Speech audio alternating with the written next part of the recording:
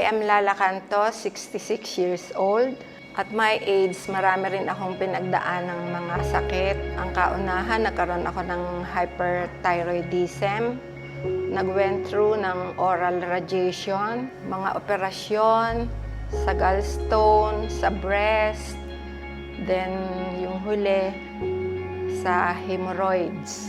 Then last 2013, na total hysterectomy ako, and then found out na CA stage 1A.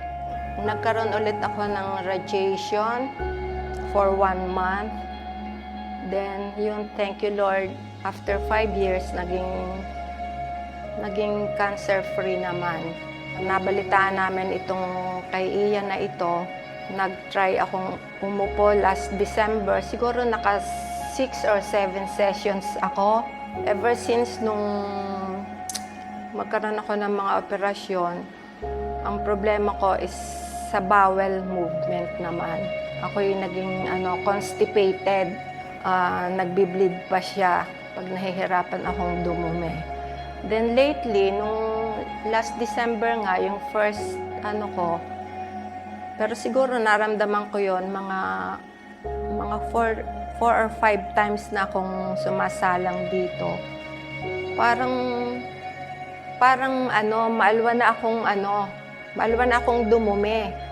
As in, yun, kung dati nakakatatlong chapter ako, matagal talaga, nakakatatlong chapter ako. Ngayon, parang isang bagsakan na lang siya. Minsan, tapos na, hindi pa ako tumatayo, naghihintay pa ako yung tulad dun dati na mga hanggang 3. Pero yun na pala yun, talagang minsan na lang siya lumabas, madali na lang. So yun ang aking napansin na improvement since nung ako ay umupo dito. Parang pag minsan pumapasok ka pa lang dito, parang gusto mo na agad matulog. Ayun, at saka yun, parang pansin ko, yung kutis ko parang lalong gumanda. Ayun, so thank you Lord, thank you Ii,